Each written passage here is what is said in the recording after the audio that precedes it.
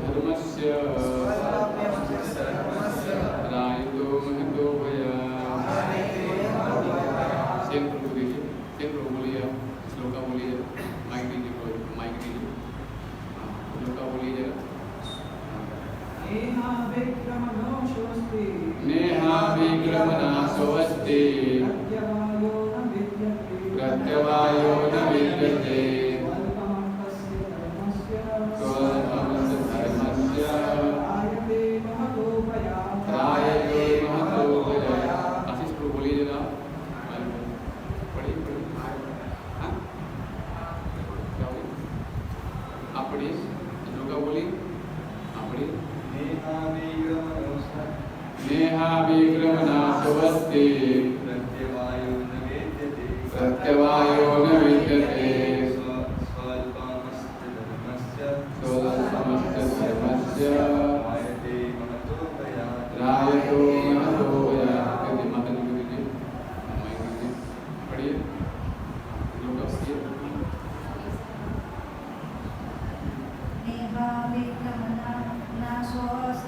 नेहा विक्रमनाशोऽस्ति प्रत्यवायो न विद्यते स्वल्पमस्य धर्मस्य त्रायते महतो भया।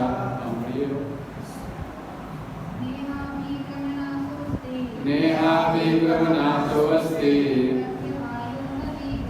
प्रत्यवायो न विद्यते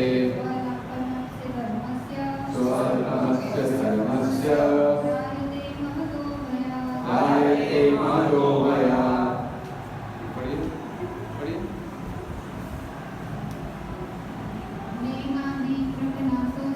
नेहा विक्रमनाशोऽस्ति प्रत्यवायो न विद्यते स्वल्पमस्य धर्मस्य त्रायते महतो भया।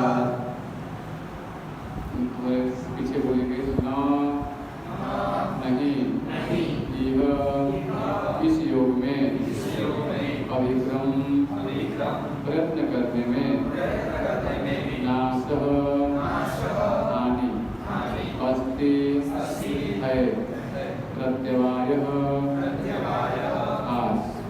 न कभी नहीं विद्यते है स्वल्पम थोड़ा अपि यद्यपि अस्य इस धर्मस्य धर्म का त्रायते मुक्त करता है महतः महान भयात् भय से। किसे बोलेंगे, इस प्रयास में न तो हानि होती है न ही हाथ, अपितु इस पथ पर की गई अल्प प्रगति भी महान भय से रक्षा कर सकती है। तो आप लोगों ने, कितने लोगों ने मंदिर में रोज 8 बजे भागवतम क्लास होता है, कभी अटेंड किया है कि किसी ने? हर रोज मंदिर में नित्यम भागवतम क्लास चलता है, रोज 8 बजे। दरवाजा बंद करो। अटेंड किया है आप लोगों ने किसी ने? अच्छा, 1-2 लोगों ने किया है। तो हमारे मंदिर में अच्छा, यहाँ भी रोज भागवतम क्लास होता है मंदिर में 8 बजे नित्यम। तो एक श्लोक रोज होता है नित्यम 8 बजे भागवतम क्लास होता है। आप कभी आप सुनिएगा। तो वैदिक परंपरा यही है कि भगवान के नाम का जैसे भी हम यहाँ पर उच्चारण किए गए, ऐसे भागवतम क्लास में हम करते उच्चारण, ताकि चिड़िया नहीं बोलते हैं तो श्लोका क्या होता है, उनको याद होने का चांस है ना। तो 3-3 बार बोलने से क्या होगा कि श्लोका आप लोगों को याद हो जाएगा, है ना। तो एक श्लोक को बोलने के लिए नेहा विक्रमनाशोऽस्ति, इसको एक बार मैं बोलूँ 3 बार आप लोग बोलेंगे तो ये जल्दी याद हो जाएगा।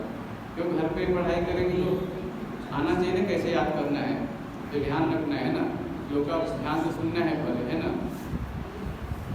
तो बहुत अच्छे से बताया रहे हैं कि यहाँ पे कि कर्म का सर्वोच्च दिव्य गुण है कृष्ण भावना में इतने कर्म या इंद्रिय तृप्ति की आशा न करके कृष्ण के हित में कर्म करना। तो ये श्लोक बहुत महत्वपूर्ण है। यहाँ पे बताया जा रहा है कि मनुष्य जब भक्ति जीवन में आता है ना, तो जो कृष्ण भावना में कर्म है, यहाँ बताया जा रहा है कि इंद्रिय तृप्ति की आशा न करके कृष्ण के हित में कर्म करना।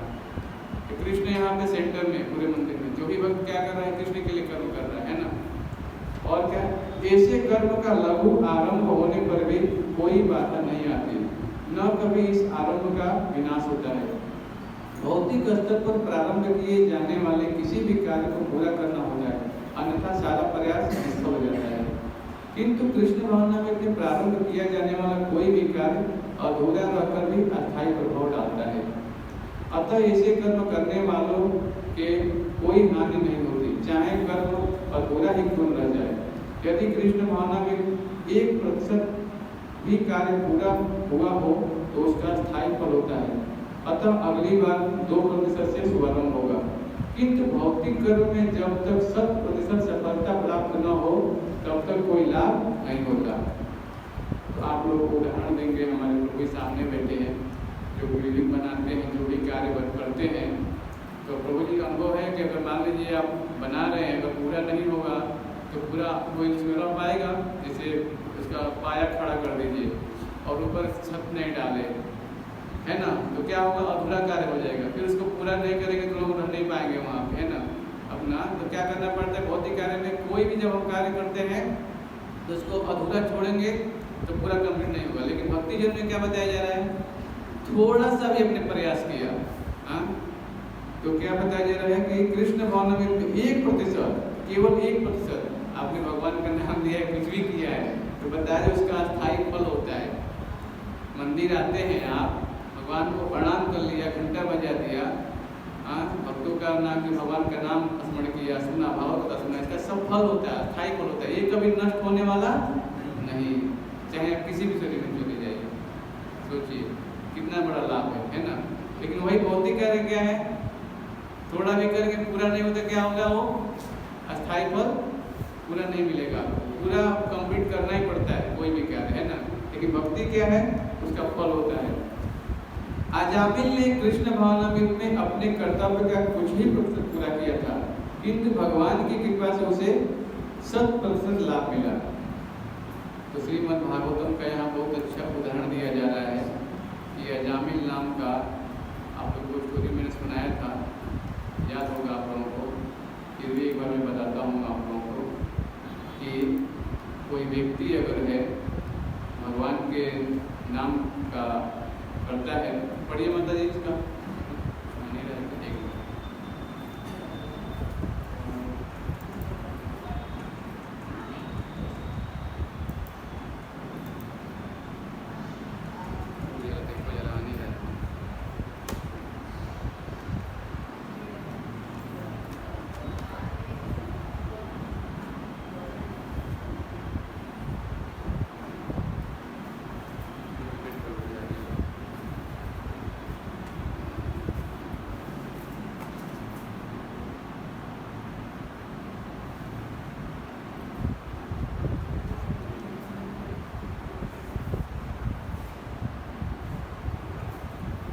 पढ़िए जरा इसको जरा।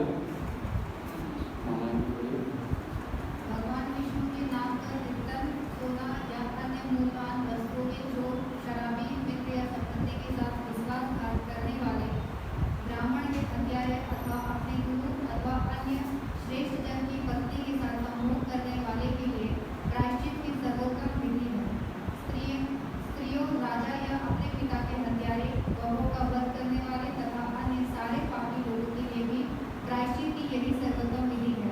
भगवान विष्णु के पवित्र नाम का केवल कीर्तन करने से ऐसे पापी व्यक्ति भगवान का ध्यान आकृष्ट कर सकते हैं और वे इसलिए विचार करते हैं कि इस व्यक्ति ने मेरे नाम का उच्चारण किया है, इसलिए मेरा कर्तव्य है कि उसे सुरक्षा प्रदान करूं। ये स्टोरी आती है श्रीमद् भागवतम के 6 कैंटों में, जहाँ अजामिल पापी व्यक्ति था, है ना, लेकिन भगवान का नाम केवल लेने से भगवान को आकृष्ट कर लिया।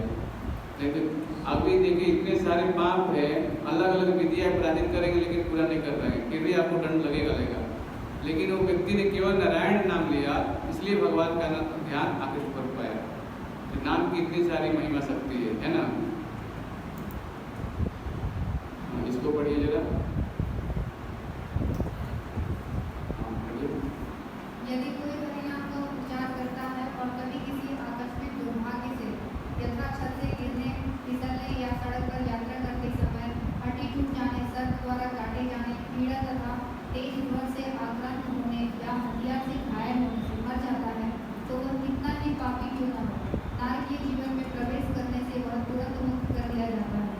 बहुत महत्वपूर्ण चीज। यदि कोई भगवान के नाम का जप करता है, केवल कोई बोलेगा हरे कृष्णा करते हैं, क्या करते हैं, वो तो बोलेंगे ना क्या हरे कृष्णा करते हैं, लेकिन नाम का शक्ति देखिए पर भागवतों में बताया जा रहा है ना। कोई व्यक्ति नाम करता है तो आकस्मिक दुर्घटना हो गया, छत से गिर गया, फिसल गया, या कुछ भी आकस्मिक हो गया तो मृत्यु हो जाती है, लेकिन फिर भी कोई व्यक्ति नाम लेता है कितना तो नारकीय जीवन में नहीं आएगा। जैसा कि श्रीमद् भगवद गीता 8.6 में कहा गया है, यम यम वापिस परम भाव तम तमय वेदी कौन्तेय सदा तद्भाव भाविता। हे कुंती पुत्र, शरीर त्यागते समय मनुष्य जिस जिस भाव का स्मरण करता है वह उस भाव को निश्चित रूप से प्राप्त होता है। यदि कोई कृष्ण मंत्र के कीर्तन का अभ्यास करता है तो जब भी वह किसी दुर्घटना से ग्रस्त होता है तो स्वभावतः आशा की जाती है कि वह हरे कृष्ण कीर्तन करेगा, किंतु ऐसे अभ्यास के बिना भी यदि दुर्घटनाग्रस्त होते समय या मरते समय कोई किसी भी रूप में भगवान हरे कृष्ण कीर्तन करता है तो वह मृत्यु के बाद नारकीय जीवन से बचा लिया जाएगा। इसलिए प्रभुपाद जी ने बहुत बड़ी हमारे को किया है उपकार, है ना। अब हमको चाहिए कि इसको अस्थाई से ग्रहण करें, क्योंकि मालूम चल गया है। अभी देखिए मैं कुछ एक स्टोरी सुनना भागवतम से। एक बार क्या हुआ, एक गुरु जी थे और एक बड़ा सीक्रेट शिष्य था।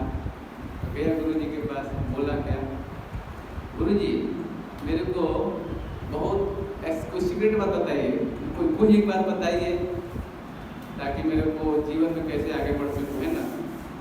तो गुरु जी ने क्या किया, उसको बुलाया और बुला के बोला हरे कृष्णा मोहम्मद। क्या बोला, हरे कृष्णा कृष्णा कृष्णा हरे हरे, हरे राम राम राम हरे हरे। शिष्य ने तो सुन लिया। अब वो सुन के शिष्य क्या हुआ, गुरु जी के आश्रम से चलने लगा।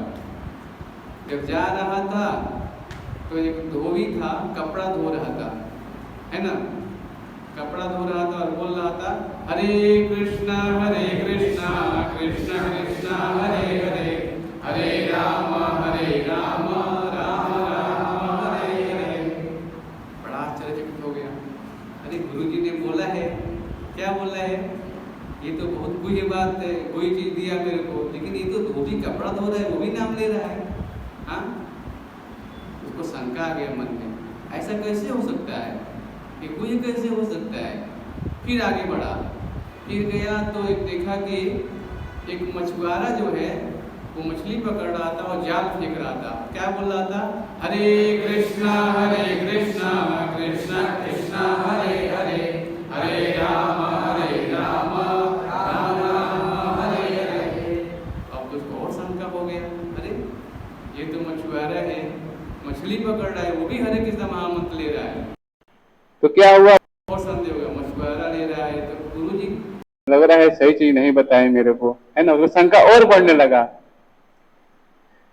आपने क्या हुआ, फिर गया गुरु जी के पास और पूछा, अरे गुरु जी आपने बोले कोई है, लेकिन मैं देख रहा हूँ कि धोबी है, ये भी कपड़ा धो रहा है, वो भी नाम ले रहा है, और मछुआरा है, वो भी नाम ले रहा है, कैसे कोई हो सकता है। तो गुरु जी बोले उसको देखो एक पारस पत्थर पड़ा है, ये ले जाओ, उसको देना धोबी को, है ना। तो धोबी लिया, देखा, अच्छा कितने लोग मालूम है क्या होता है उसे, पारस क्या करता है, हमारे यहाँ बोलिए माता जी, जिस चीज को भी अगर उससे टच करा दो तो सोना हो जाता है। हाँ, तो कितने लोगों को चाहिए, हाथ उठाइए, पारस पत्थर कितने लोगों को चाहिए। अच्छा, एक आदमी को केवल, बाकी लोगों को नहीं चाहिए। ठीक है, तो क्या हुआ कि वो पारस पत्थर ले गया और धोबी को दिया। धोबी ने क्या देखा, अरे बहुत चमकीला है, ले लिया और कपड़ा में लगा लिया, उसको धोने लगा। उसको मालूम ही नहीं चला क्या है। फिर ले गया तो मछुआरा को दिया। मछुआरा ने क्या कि बहुत अच्छा चमक रहा है, देखा तो अपने जाल में डाल लिया, देखा कि इससे मछली ज्यादा पकड़ी जाएंगी, इसलिए क्या उसको उपयोग करने लगा। तो अज्ञानता, व्यक्ति को मालूम नहीं है कि उस पत्थर का उपयोग किसी लोहे से स्पर्श किया जाए तो सोना में परिवर्तित हो जाएगा। फिर आया गुरु जी को बताया ये बात, तो गुरु जी ने बोला देखो इस संसार में जितने भी अज्ञानी लोग हैं फिर भी क्या है, भगवान का नाम ले रहे हैं, अज्ञानता फिर भी लाभ मिलेगा उसका। जैसे बताया ना यहाँ पे बताया यदि कृष्ण भावनामृत में 1% भी कार्य पूरा हुआ हो तो उसका स्थायी फल होता है ना। अतः अगली बार 2% से शुभारंभ होगा। यानी इस जीवन में आप थोड़ा ही भक्ति किए हैं, आपका शरीर छूट गया, लेकिन आपने इस जीवन जितना भक्ति किया है अगले शरीर फिर वहां से चालू होगा। लेकिन अभी बताइए आपने एबीसीडी सीखा, पूरा पढ़ाई किया, एमए किया, डिग्री किया, डॉक्टर बन गए, लेकिन अगले जीवन में फिर से आपको एबीसीडी पढ़ना पड़ेगा। लेकिन कृष्ण भावनामृत ज्ञान ये नष्ट नहीं होगा, फिर वहां से भक्ति चालू होगी जहां से इस जन्म में छोड़ा है आपने। आप लोगों ने पिछले जन्म में भक्ति किया है तभी यहाँ पे आके बैठे हैं, नहीं तो बड़ौदा में बहुत सारे पब्लिक है। सोचिए इस बात पे थोड़ा विचार करिएगा जाके घर पे, है ना। कुछ पिछले जीवन में ऐसा कार्य किया था इसलिए यहाँ भी भक्ति जीवन में आप जुड़े हैं, वही से स्टार्ट हो रहा है भक्ति फिर, है ना। ये कोई नया काम नहीं कर रहे हैं आप, ये जन्मों जन्म है ना। तो क्या हुआ, गुरुजी ने बोला उसको अपने शिष्य से, देखो व्यक्ति को अनजान है, उसको मालूम नहीं है ये चीज, है ना। भगवान के नाम में कितना अभी तो हमको में मिल गया हरे कृष्णा महामंत्र, लेकिन फिर भी हमको मालूम नहीं इसका फल। तो भागवतम में इसका उदाहरण दिया गया है, मेरे पीछे बोलेंगे। तत्वा स्वधर्मं चरणाम्बुजं हरे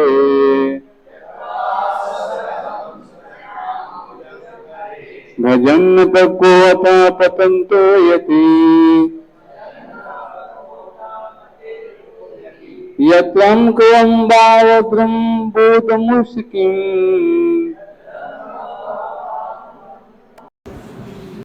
को वा प्राप्तो अभजन्ता स्वधर्मता।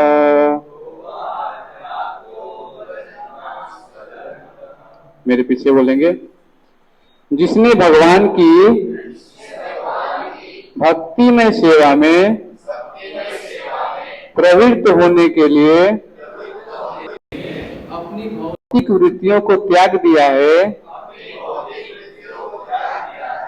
वह कभी कभी कच्ची अवस्था में नीचे गिर सकता है, तो भी उसके असफल होने का कोई खतरा नहीं रहता। इसके विपरीत अभक्त चाहे अपनी वृत्तियों कर्तव्यों में पूर्ण रूप से रत क्यों न हो, उसे कुछ भी लाभ नहीं होता। अब आप लोगों के ऊपर है, एक भक्त और अभक्त की जा रही है ना। अगर भक्त है, भक्ति में सेवा में प्रवृत्त हो गया, चाहे किसी भी अवस्था में अगर नीचे गिर भी जाता है तो कोई खतरा नहीं है ना। तो भगवत गीता में लिखा है ये श्लोक, अभी जो मैंने पढ़ा है,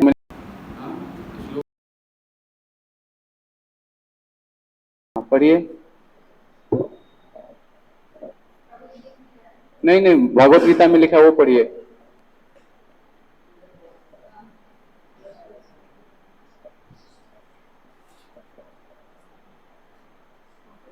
यदि कोई अपना धर्म छोड़ करके, भगवत गीता अध्याय 2 श्लोक संख्या 40, अभी हमने पढ़ा ना श्लोक, तत्वा सधर्मं शरणार्मुञ्जं हरे भजन पकोत पतन्ति यदा यत्र ब्रह्मं भूतमुष्यं किं को वार्ता आपनोति भगवता सधर्मं। पेज नंबर 97 हिंदी में है ना, पेज नंबर 97।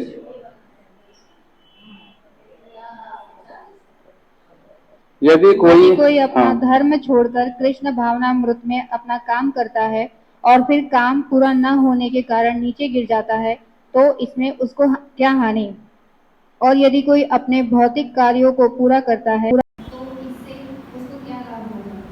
वह जैसा कि ईसाई कहते हैं, यदि कोई अपनी शाश्वत आत्मा को खोकर संपूर्ण जगत को पा ले, तो मनुष्य को इससे क्या लाभ होगा? भौतिक कार्य तथा उनके फल शरीर के साथ ही समाप्त हो जाते हैं, किंतु कृष्ण भावनामृत में किया गया कार्य मनुष्य को इस शरीर के विनष्ट होने पर भी पुनः कृष्ण भावनामृत तक ले जाता है।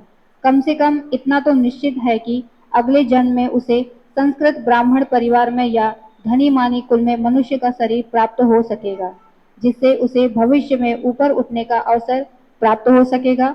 कृष्ण भावनामृत में संपन्न कार्य का यही अनुपम गुण है। हाँ, तो यहाँ पे बताया जा रहा है भगवान विशेष करके उस भक्त को क्या करते हैं, योग्यता प्रदान करते हैं।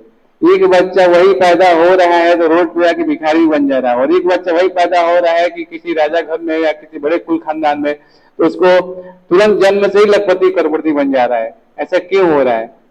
हाँ, ये भगवान की विशेष कृपा है कि जिन्हें भक्ति हम कर रहे हैं तो भगवान चाहते हैं कि उस व्यक्ति को ऐसे ब्राह्मण या वैश्य परिवार में जन्म हो जाए ताकि उसको पैसे कमाने की जरूरत नहीं पड़े, कम से कम भक्ति करके भगवान के नाम आ जाए। लेकिन इस चीज को कौन समझ सकता है? लेकिन प्रभु जी भक्ति करते भी तो नहीं है ना। हाँ, तो वही तो बता रहा हूँ कि भक्ति नहीं कर पा रहे, ये यही तो माया का है। दैवी ऐसा गुरु में मम माया तुरंत मामे गुरु माया में तुरंत थे। माया का इतना प्रभाव है, ऐश्वर्य है कि व्यक्ति भूल जाता है। लेकिन भगवान की विशेष कृपा है, कहीं ना कहीं भक्तों के माध्यम से गीता भागवतम कुछ ना कुछ भगवान प्रयास करते हैं, भेजते हैं। कहीं मंदिर आता है, भक्तों से मिलेगा, गीता पढ़ेगा तो संपर्क हो जाता है। इसीलिए यहाँ बताया जाता है, ये पढ़ता हूं, जहां तक मानव जाति के कर्तव्यों का संबंध है उसके कर्तव्य असंख्य हैं, है ना। मानव जाति का कर्तव्य संबंध बहुत असंख्य है। प्रत्येक व्यक्ति न केवल अपने माता पिता, कुटुंबियों, समाज, देश, मानवता, अन्य जीवों एवं देवताओं के प्रति कर्तव्यबद्ध है। तो यहाँ बताया जा रहा है कि प्रत्येक व्यक्ति अपने माता पिता, कुटुंबियों, समाज, देश, मानवता आदि सबके प्रति कर्तव्य है। सेवा करना ही पड़ेगा, बिना सेवा किए हम रह नहीं सकते हैं। सेवा तो करना ही पड़ेगा, कर्तव्य है हमारा, है ना। जिसने हमको जन्म दिया उसकी सेवा करना ही पड़ेगा। अब तो महान दार्शनिकों, कवियों, वैज्ञानिकों के प्रति भी है। शास्त्रों का मत है कि मनुष्य ऐसे सारे कर्तव्यों को त्याग कर भगवान की शरण ग्रहण कर सकता है। अतः यदि कोई इस तरह से करता है और यदि भगवान की भक्ति में सेवा करने में सफल हो जाता है तो यह शुभ है। लेकिन कभी कभी ऐसा होता है कि मनुष्य क्षणिक भावावेश में आकर के भगवान की सेवा में समर्पित तो हो जाता है, लेकिन अंत तक किसी न किसी कारण से कुसंगति व सेवा मार्ग से च्युत हो जाता है। इतिहास में इसके अनेक उदाहरण है। भरत महाराज को एक मृग के प्रति आसक्त होने के कारण मृग का शरीर धारण करना पड़ा। जब वे मर रहे थे तो मृग के विषय में सोच रहे थे, अतः अगले जन्म में मृग बने, लेकिन वे अपने पूर्व जन्म की घटना को भूले नहीं थे। इसी प्रकार, अच्छा, तो यहाँ ये स्टोरी किसको याद है? भरत महाराज की सबको याद है ना? हाँ, तो 3 जन्म मिला था उनको, सोचिए। तो भगवान की विशेष कृपा थी कि उनको समर्थ था अभी, है ना, घटना को भूले नहीं थे। और एक उदाहरण दिया जा रहा है यहाँ पे। इसी प्रकार शिवजी के चरणों के प्रति अपराध करने का चित्रकेतु का भी पतन हुआ, लेकिन तो भी भगवान के चरण कमलों के शरण भर करके यहाँ पर बल दिया जा रहा है। तो ये चित्रकेतु महाराज की कथा किसको याद है? शिव जी के बाद अपराध हुआ था, आपको याद है? माइक दीजिए थोड़ा, भक्त जी थोड़ा सा हिंट दीजिए, सबको ज्यादा बताइए। तो एक दिन चित्रकेतु अपने विमान में बैठ के कैलाश पर्वत के ऊपर से जा रहे थे, तो देखा कि शिव जी के बाजू में माता पार्वती बैठे थे। और ऐसे बैठे थे कि उनको देख के उनके प्रति ऐसा अनुचित जैसा कुछ। तो माता पार्वती को गुस्सा आके उनको श्राप दे दिया कि तुम दानव योनि में जन्म लोगे। बट फिर भी बाद में जब ये प्रेतासुर करके वे वापस आए तभी उनको सारा अपना याद था। बहुत अच्छा बताया प्रभु जी ने। तो भगवान की विशेष कृपा है भक्तों का। वैष्णव थे, सोचिए, है ना, लेकिन अपराध करने के देखिए कितना दुष्कर्म होता है। इसीलिए सावधान होना चाहिए, जो भक्ति जीवन में जुड़ा है अपराध नहीं करना चाहिए। शिवजी महान वैष्णव है, सबसे वैष्णव नाम यथासंभव।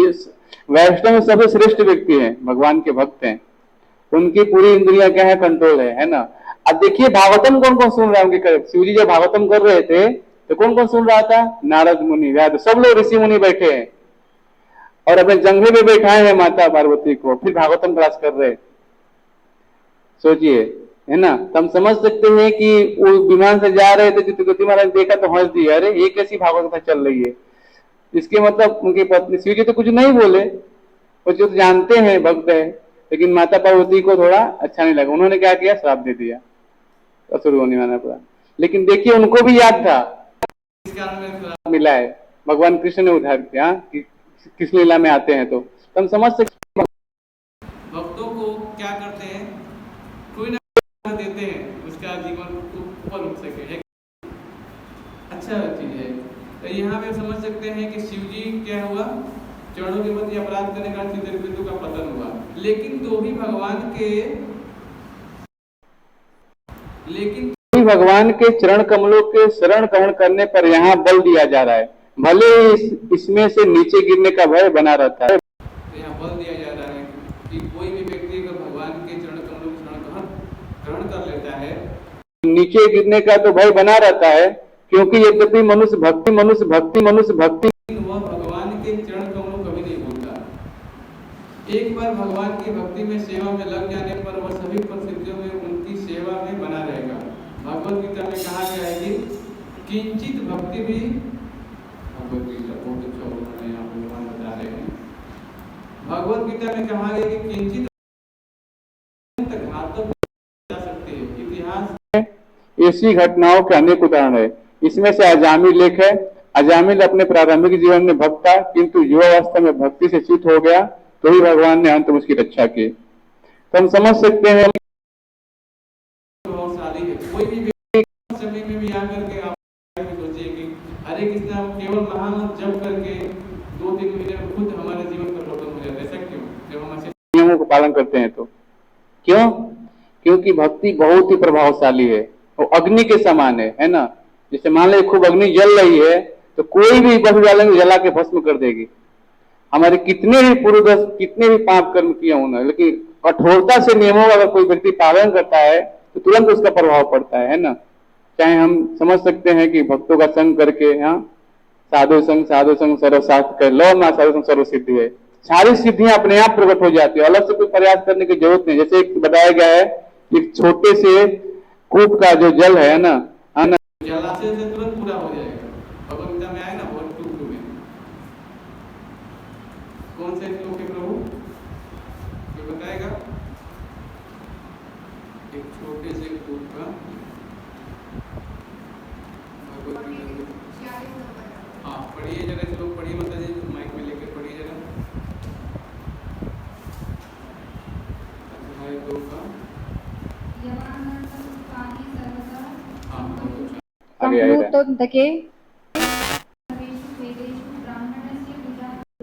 हाँ एक सारा कार्य एक विशाल जलाशय से तुरंत पूरा हो जाता है। इसी प्रकार वेदों में आंतरिक तात्पर्य ये देखिए बहुत अच्छा उदाहरण दिया। लोग पढ़ते हैं गीता का, व्यवसायात्मिका बुद्धि एके ह गुरुनंदन बहुशाखा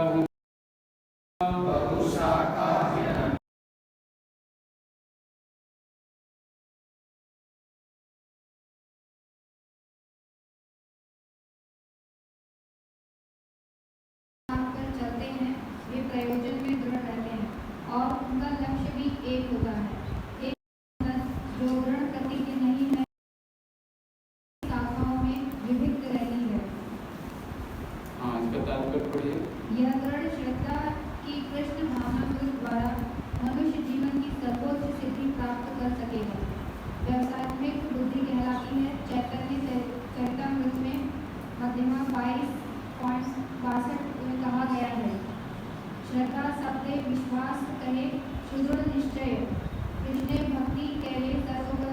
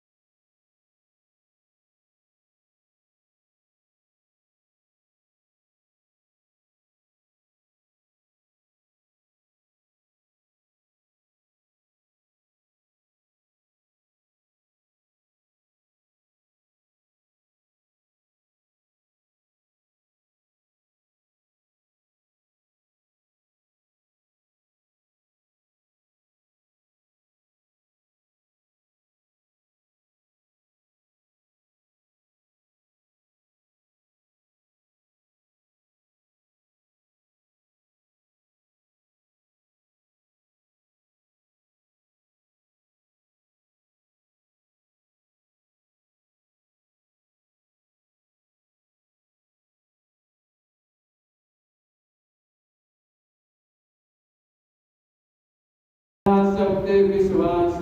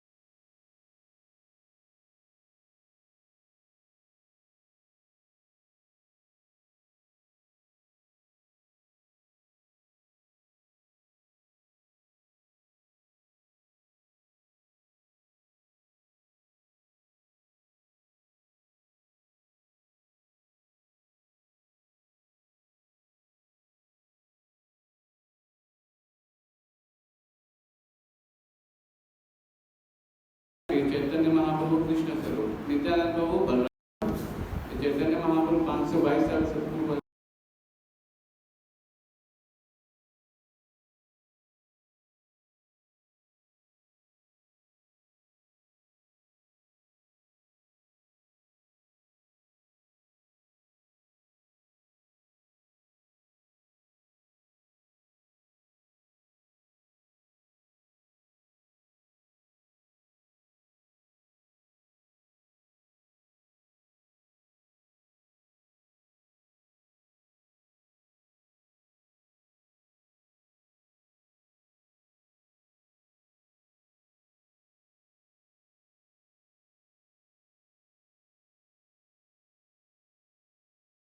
नाम पे और भगवान ने चैतन्य लीला का आप पढ़ेंगे तो बहुत अच्छा है नदिया ग्राम में आप लोग